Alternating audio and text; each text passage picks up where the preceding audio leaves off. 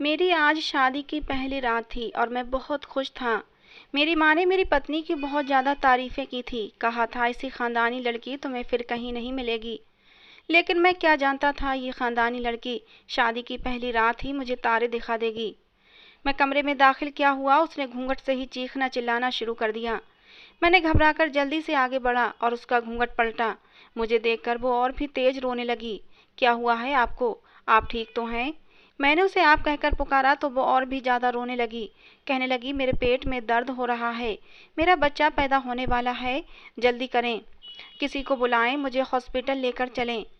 ये सुनकर तो मेरे होश उड़ गए, पर जितना उसने शोर मचाया था और वो जो चिल्ला रही थी, उसे देखकर मैं फौरन वहाँ से भागा। उस समय मुझे ये भी दिमाग में नहीं आया कि ये लड़की तो मेरी पत्नी है, आज हमारी शादी की पहली रात है। लेकिन उस समय उसका दर्द और चीखना चिल्लाना मुझसे सहन नहीं हो सका, सो मैं फौरन बाहर आया। इससे पहले कि मैं बाहर आता, एक औरत अंदर कमरे में दाखिल हुई। उसने काले रंग के कपड़े पहन रखे थे। उसके साथ 4-5 और भी लड़कियां थीं, पर वो काफ़ी नौजवान लग रही थीं। उन्होंने मेरी पत्नी को अपनी जगह से उठाया, फिर उसके ऊपर एक बड़ी सी काली चादर डाल दी ताकि कोई मर्द उसे देख न सके। फिर उसे एक चारपाई जैसे स्ट्रेचर पर उठाकर वहां से बाहर ले गईं। मैं तो देखता ही रह गया था कि ये क्या हो रहा है। जहां तक मुझे पता था मेरी पत्नी एक शरीफ और बहुत ही खानदानी लड़की थी। फिर शादी की पहली ही रात उसे बच्चा कहाँ से पैदा हो गया। मैं अपनी पत्नी और उन लड़कियों के पीछे पीछे गया, मगर उन्होंने बाहर एक गाड़ी खड़ी कर रखी थी जिसमें फौरन मेरी पत्नी को लिटाया गया। इससे पहले कि मैं भागकर गाड़ी के दरवाजे तक पहुंचता, उन लोगों ने गाड़ी स्टार्ट कर चुकी थी और वो गाड़ी सड़क पर दौड़ चुकी थी। मैं बहुत हैरान हुआ, परेशान हुआ। मैंने आसपास खड़ी औरतों की तरफ देखा। बाकी सब भी मेरी तरह हक्का बक्का खड़े थे। शादी में आई औरतें बातें करने लगीं कि क्या बात हुई भला, कि दुल्हन शादी की पहली रात ही अस्पताल क्यों जा रही है। मैं भी बाहर दूल्हा बना खड़ा था। किसी का शक मुझ पर नहीं जा सकता था। अब मैं किसी को क्या जवाब देता। क्या अजीब हादसा हो गया है मेरे साथ। मैं भी एक खानदानी और बहुत ही सभ्य लड़का था। मुझे अपनी पत्नी की यूं सरेआम बेइज्जती नहीं करनी थी, इसलिए मैं भी खामोश हो गया। मैंने उन औरतों के सामने एक शब्द भी नहीं कहा, क्योंकि मेरी पत्नी एक बहुत ही ऊंचे खानदान से आई थी। ऐसे में उसकी इज्जत नीलाम मैं नहीं कर सकता था। तभी मैं अपने कमरे में आ गया। गुस्से के मारे मेरे हाथ पांव कांप रहे थे। मैंने सोचा कि मैं अपने माँ बाप को ये बात बताऊं, पर उससे ज़्यादा कसूरवार तो लड़की के माँ बाप थे, जिन्होंने एक प्रेग्नेंट लड़की की शादी मेरे साथ कर दी थी। मेरे माँ बाप को भी ये बात नज़र क्यों नहीं आई, हालांकि वो शादी से पहले उस लड़की को देखने गए थे। मैं अपने दिल में सोचने लगा। तभी मैंने अपनी पत्नी के माँ बाप को फ़ोन लगाया। उसके पापा ने कॉल उठाई तो मैं उन पर गुस्सा करने की बजाय बहुत ही शांत शब्दों में बोला। मैंने कहा, अंकल आपकी बेटी तो अस्पताल चली गई है और मैं यहाँ अकेले कमरे में बैठा अपनी बेइज्जती का मातम मना रहा हूँ।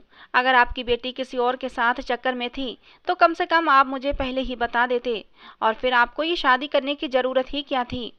वो कहने लगे कि तुम पागल तो नहीं हो गए हो, कैसी बकवास कर रहे हो, मेरी बेटी बिल्कुल ठीक ठाक है, ऐसा हो ही नहीं सकता। लेकिन अभी वो बात कर ही रहे थे कि पीछे से उनकी पत्नी आई और कहने लगी कि ये ठीक कह रहा है। ये बात सुनकर उनके तो जैसे आवाज़ ही कांपने लगी थी। उन्होंने फौरन फ़ोन बंद कर दिया। अब मुझे विश्वास था कि मेरी पत्नी किसी और के साथ चक्कर चला रही थी और अब उसी के बच्चे की माँ बनने वाली थी, और मुझे उन लोगों ने सिर्फ और सिर्फ बेवकूफ़ बनाया था। मैंने सोचा कि मैं अपनी पत्नी को तलाक दे दूंगा, लेकिन इससे पहले ही मैं कोई जल्दबाजी में कदम उठाता, मेरी माँ कमरे में दाखिल हुई और मुझसे कहने लगी, बेटा तुम बाहर आओ, परेशान होने की बिल्कुल भी ज़रूरत नहीं है। मैंने कहा, मेरी पत्नी ने शादी की रात ही किसी और का बच्चा जन्म दिया है और मैं परेशान भी ना हूँ। आप ये कैसी बातें कर रही हैं। बेटा मैं तुम्हारे दर्द को समझती हूँ, लेकिन पहले तुम्हें हमारी बात भी मानना होगी। ठीक है माँ, सारी ज़िंदगी आपकी ही बात मानता आया हूँ, अब भी मान लूँगा। मैं तो जैसे कोई खिलौना हूँ, मेरे लिए तो ज़िंदगी में कभी किसी ने सोचा ही नहीं, मेरा ना ही किसी ने ख्याल किया। मेरी माँ ने कहा, अरे लड़कियों की तरह क्यों रो रहे हो बेटा, मैं तुम्हारे भले की बात कर रही हूँ, बाहर आओ, मधु के माँ बाप तुमसे मिलने के लिए आए हैं, तुम्हें भी उनसे बात करनी होगी, वो तुमसे कुछ कहना चाहते हैं। माँ मैं उन लोगों से क्या बात करूँ, वो आम रिवायती माँ बाप की तरह मेरे पाँव पकड़कर यही कहेंगे कि हमारी बेटी की इज्जत रख लो, उसकी गलती को माफ़ कर दो, हमारी इकलौती बेटी है, वगैरह वगैरह। आप ही बताएं, पति होने के नाते मेरा क्या हक बनता है? यही ना कि मैं उसे उसी के लिए छोड़ दूं जिसके बच्चे को वो पैदा कर रही है। होश में आओ बेटा, ऐसी कोई बात नहीं है। फिलहाल के लिए जो तुम्हारे पापा कह रहे हैं वही करो। क्या चाहते हैं पापा? मैंने माँ से पूछा। माँ ने कहा तुम्हारे पापा भी यही चाहते हैं कि तुम उस लड़की के पास जाओ अस्पताल में, और वहाँ जाकर सबसे पहले अपनी पत्नी का हाल चाल पूछो। जो बच्चा उसके पास है उसे उठाकर गले लगाओ, उसे चूमो और उसे अपनाओ सबके सामने। माँ, आप होश में तो हैं?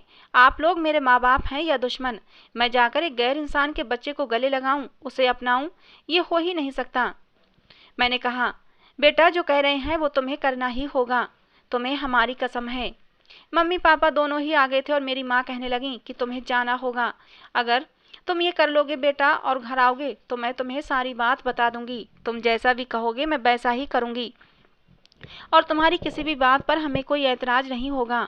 उसके बाद तुम्हारा दिल न माने तो भले ही घर आकर अपनी पत्नी को तलाक दे देना, लेकिन फिलहाल के लिए तुम वही करो जो हम कह रहे हैं। हमारे पास समय बहुत कम है, अगर तुमने देर कर दी तो सब कुछ खत्म हो जाएगा। अब मम्मी पापा ने बात ही ऐसी कही थी कि मुझे फौरन उनकी बात पर हाँ कहना पड़ा। उन्होंने ये भी तो कहा था कि अगर मेरा दिल न माने तो मैं अपनी पत्नी को तलाक दे सकता हूँ। और यूं मैं घर से निकला और आधे घंटे से पहले ही अस्पताल में पहुंच गया। अस्पताल में पहुंचकर मैंने देखा जो वार्ड जहां मेरी पत्नी एडमिट थी वहां तो कोई मेरे पत्नी के नाम की औरत ही नहीं थी। मैंने डॉक्टर से पूछा। डॉक्टर कहने लगे कि आपकी पत्नी एक प्राइवेट रूम में है। मैं उसी प्राइवेट रूम तक पहुंचा। मेरा दिल जोर जोर से धड़क रहा था। हे भगवान, कि ये सच ना हो बल्कि झूठ हो, मेरी पत्नी ने किसी बच्चे को जन्म ही न दिया हो। भगवान, कितने समय के बाद शादी की खुशी दिखाई और ये सब हो गया। आंखों में हल्की हल्की नमी लिए मैं कमरे के बाहर पहुंच चुका था। दरवाजा खोला तो सामने एक औरत खड़ी थी जो शायद नर्स थी, और साथ में एक लड़का भी वहां पर खड़ा था। लड़का कुछ ज्यादा खूबसूरत नहीं था, मामूली सी शक्ल सूरत थी, जबकि उसे देखकर लगता था वो बहुत ही चालाक और शातिर है। मुझे देखते ही चौकन्ना होकर खड़ा हो गया। तुम कौन हो भाई? मेरे अंदर जाते ही उस लड़के ने पूछा। मैंने कहा, मैं इस बच्चे का बाप हूँ। मेरी पत्नी के बराबर में पड़ा बच्चा देखकर मेरा खून खौल उठा था, पर मम्मी पापा ने अपनी कसम देकर कहा था कि जो हम कह रहे हैं वही करना। आपका बच्चा कैसे हुआ? ये लड़की मेरी पत्नी है। तो बच्चा भी तो मेरा ही हुआ ना। मैंने उस आदमी से कहा तो वो आदमी शातिराना अंदाज में मुस्कुराकर बोला, अच्छा ये कैसे हो गया? इतना प्यार एक ही रात में, और फिर एक ही रात में बच्चा कैसे हो सकता है? ये तो मेरी पत्नी है। ये कहकर वो मुस्कुराने लगा और मुझे धक्का देकर कमरे से बाहर निकालने की कोशिश की। मैं कमरे के बाहर आकर खड़ा हो गया। इस सूरत हाल से कैसे निपटा जाए मैं सोचने लगा। फिर मैंने सोचा पापा को फ़ोन करके सारे हालात बता देता हूँ कि मैडम जी का आशिक अपना बच्चा लेने के लिए आ भी गया है। लेकिन फिर मुझे मेरी माँ की कसम याद आ गई। मैं वापस कमरे में आया। मैंने कहा, अगर ये बच्चा आपका है तो आप इसे ले जाएं। मैं अपनी पत्नी को वापस अपने घर ले जाऊंगा, क्योंकि ये मेरी पत्नी है, मेरी इज्जत है। मैंने इसे शादी की है और 7 फेरों का रिश्ता इतना कमज़ोर नहीं होता कि इसे एक झटके में तोड़ दिया जाए। वैसे भी मैं अपनी पत्नी से बहुत मोहब्बत करता हूँ। मेरी बात सुनकर उसका रंग उड़ गया। एक पल के लिए वो जैसे दुनिया में रहा ही ना हो। फिर गुस्से में बाहर चला गया। मेरी पत्नी की आंखों से आंसू बह रहे थे। मैंने उस बच्चे को उठाकर दूसरी तरफ रखा जहां पर एक आया खड़ी हुई थी। मैंने उससे कहा कि तुम ये बच्चा अपने पास ही रखो, अभी मेरी पत्नी फिलहाल इसे संभाल नहीं सकती। वो जी अच्छा कहकर सर हिलाते हुए वहां से निकल गई। अब तो मुझे भी लग रहा था कि जो कुछ भी हुआ है वो बस एक किस्मत का खेल है, वरना इतनी खानदानी लड़की ने इतनी नीच हरकत कैसे कर दी? ये कैसे हो सकता था? जब हम लोग घर पहुंचे तो मम्मी पापा मेरे सामने ही खड़े थे। मेरी पत्नी एकदम ठीक ठाक चल रही थी। उसके किसी भी अंदाज से नहीं लग रहा था कि उसने अभी अभी बच्चे को जन्म दिया हो, बल्कि उसने तो शादी वाला जोड़ा भी पहन रखा था। आ गई मेरी बहू, मेरी बहू, मेरी माँ ने उसे गले लगाते हुए पूछा। वो भी झुककर माँ के पैर छूकर आशीर्वाद लेने लगी, और फिर उसने पापा के भी पैर छूकर आशीर्वाद लिए। मम्मी पापा दोनों ने खुश होकर मधु को आशीर्वाद दिया। मैंने देखा मेरी पत्नी बिल्कुल कुंवारी लड़कियों जैसी मालूम हो रही थी। हम लोग घर के अंदर आए। मेरी पत्नी को मेरी माँ ने बहुत अच्छे से अपने पास बिठाया। मुझे मम्मी पापा से इस समय बहुत ज़्यादा गुस्सा आ रहा था कि शायद मम्मी पापा अमीर बहू की लालच में आकर उसके साथ बेकार में अच्छा व्यवहार कर रहे हैं, जो कि उनको बिल्कुल भी नहीं करना चाहिए। मेरी पत्नी ने इतनी बड़ी गलती की थी, अब उस गलती की उसको सज़ा मिलनी ही चाहिए थी। पर मेरी माँ ने तो उसे ऐसे अपने पास बिठा लिया जैसे वो बहुत ही पाक और पवित्र हो, बहुत ही अच्छी संस्कारी लड़की हो और बहुत ही खानदानी बहू हो। और मैं ये बात अच्छी तरह से समझ चुका था कि मम्मी पापा को मेरी पत्नी के साथ आए दहेज से भी मतलब है। वो ये चाहते हैं कि वो ये दहेज अपनी बेटी को देकर विदा कर देंगे और फिर ज़िंदगी आसान हो जाएगी। लेकिन ये मेरी खुशी और मेरी ज़िंदगी का सवाल है जो उनको नज़र नहीं आ रहा था। मुझे बहुत अजीब लग रहा था कि तभी हमारे घर में एक औरत आई। उस औरत के साथ एक आदमी भी था जिसे देखकर मैं हैरान हो गया। वो दोनों पति पत्नी लग रहे थे। मेरी पत्नी ने बताया कि ये मेरी बहन और जीजा हैं। उन्होंने हाथ में बच्चा भी उठा रखा था। आते ही मेरी बहन को चूमा और उसे प्यार करने लगी और बोली, मेरी बहन, तुम्हारा बहुत बहुत धन्यवाद। तुमने मुझ पर बहुत बड़ा एहसान किया है। मैं जिंदगी भर तुम्हारा ये एहसान नहीं भूलूंगी। भगवान ने मेरा घर उजड़ने से बचा लिया है और उसका जरिया तुमको बनाया। अगर ये बच्चा नहीं होता तो आज मैं तलाक लेकर घर आ जाती। उसने बहुत ही एहसानमंद नज़रों से अपने पति की तरफ भी देखा। ऐसी तो कोई बात नहीं है, तुम बेकार की बातें मत किया करो। उसका पति थोड़ा सा नाराज होकर बोला, पर वो बहुत खुश लग रहा था। कहने लगा, अब ये बेटा हमारा हुआ, हमारा खून है, हम इसे पालेंगे और तुम्हें कभी नहीं देंगे। मेरी पत्नी उनकी तरफ देखकर शर्माते हुए मुस्कुरा रही थी। अचानक ही मेरी पत्नी ने अपना रवैया बदल लिया था, जैसे कि अभी अभी बच्चे को जन्म दिया हो। बोली कि मुझे सूप बनाकर दे दें, बहुत कमजोरी महसूस कर रही हूँ। मेरी माँ मधु की ये बात सुनकर फौरन ही उठ खड़ी हुई। हाँ हाँ, क्यों नहीं, मैं अपनी बहू को अभी जाकर गर्म गर्म सूप बनाकर देती हूँ। आखिर मेरी बहू ने इतना खूबसूरत बेटा जो जन्म दिया है। मेरी माँ ये कहकर किचन में चली गई। मेरा खून फिर से खौलने लगा। ये माँ को क्या हो गया है, पैसे के पीछे बिल्कुल ही पागल हो गई हैं। खानदान, इज्जत और सम्मान को भी दांव पर लगा दिया है। मैं भी माँ के पीछे पीछे किचन में आ गया। मैंने कहा, माँ, आपका दिमाग खराब हो गया है क्या? हराम का बच्चा पैदा करने पर आप उसे बहू बहू कह रही हैं और उसकी इतनी खातिर कर रही हैं। आखिर ये सब क्या तमाशा है? आपने मुझे कहा था कि मैं आऊँगा तो आप मुझे सारी बात बताएंगी। हाँ हाँ बेटा, बताऊंगी, मैं कौन सा भाग रही हूँ। तुम थोड़ा इंतजार करो, इन लोगों को जाने दो तो मैं तुम्हें सारी बातें बताती हूँ। ये बात जानने के बाद अगर तुम्हारा दिल न माने तो तुम उसके पीछे पीछे ही अपनी पत्नी को भी इस घर से निकाल देना। मैं तुमसे कुछ नहीं कहूँगी। अच्छा ठीक है। माँ की बात सुनकर मैं दांत पीस कर रह गया। 1-2 घंटे की बात थी, फिर पत्नी का फैसला भी हो जाना था। मैं खामोश हो गया। बाहर आया तो सब लोग मेरी पत्नी को बड़ी अच्छी नज़रों से देख रहे थे, जैसे उसने कोई बहुत बड़ा कारनामा कर दिया हो। मुझे समझ नहीं आ रहा था कि मैं ज़िंदगी में क्या गलती कर बैठा हूँ जिसकी वजह से इतना बड़ा कहर मेरे सर पर पड़ गया है। उस बच्चे की तरफ देखकर मुझे घिन आ रही थी। खैर, वो लोग 10-15 मिनट के बाद वहाँ से चले गए थे। मैंने भी भगवान का धन्यवाद किया कि मैं अब अपनी पत्नी को तलाक देकर हमेशा हमेशा के लिए इस चैप्टर को बंद कर दूंगा, अपनी ज़िंदगी से निकाल दूंगा। पर मेरी माँ ने जो कुछ मुझे सुनाना शुरू किया उसने मेरा दिल नरम कर दिया। मेरी माँ ने कहा, बेटा, हमारी बात गौर से सुनो। मेरी माँ ने मुझे अपने सामने बिठाते हुए कहा। मेरी पत्नी यानी कि मधु भी हमारे सामने ही बैठी हुई थी। अब मुझे बताओ, क्या तुम्हें देखने से भी लगता है कि तुम्हारी पत्नी ने कोई बच्चा पैदा किया है?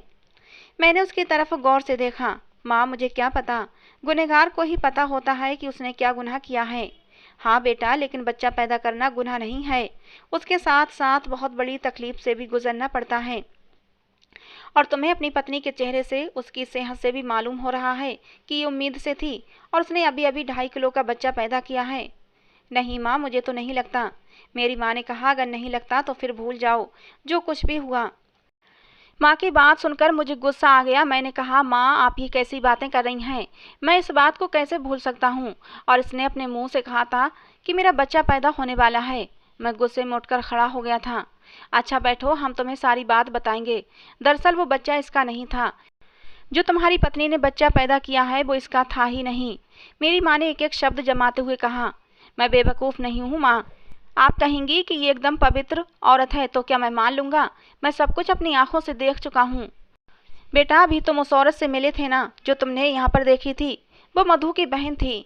चलो मधु, अपनी ही जबान से इसे सारी कहानी सुना दो कि आखिर बात क्या है, ताकि इसका दिमाग ठंडा हो जाए। बहुत ही गर्म दिमाग का बेटा है मेरा।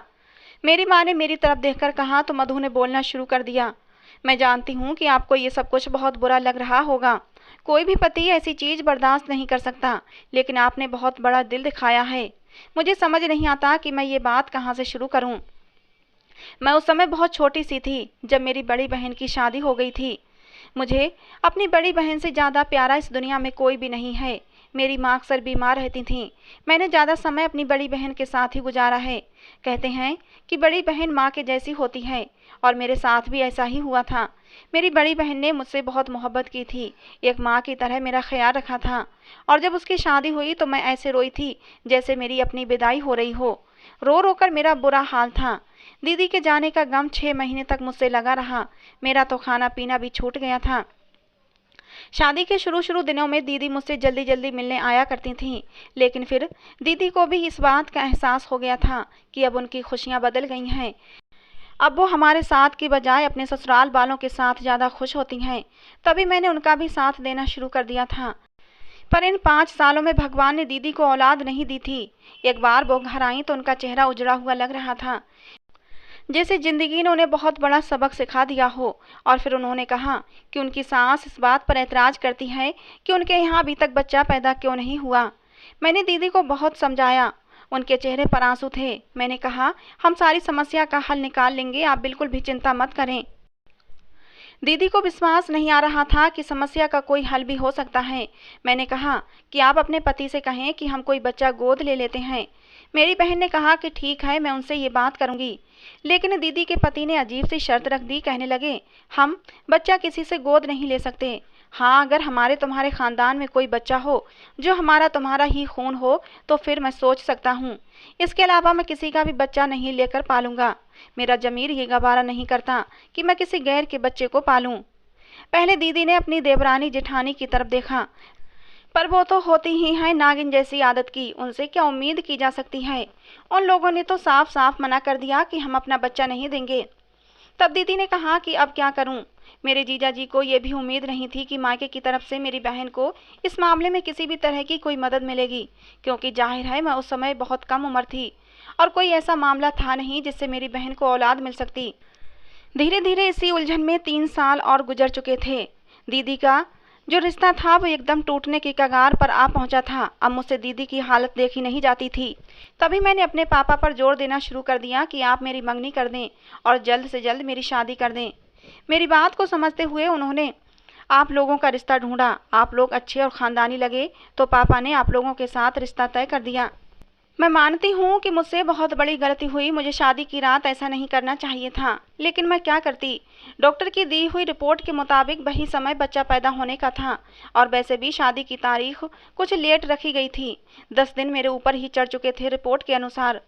खैर, जब आपके साथ मेरी शादी हो गई तो मैंने अपनी बहन और जीजा के सामने ये जाहिर करना शुरू कर दिया था कि मैं उम्मीद से हूँ, क्योंकि हम एक दूसरे से मिल चुके हैं और हमारे बीच सब कुछ शादी से पहले ही हो चुका है।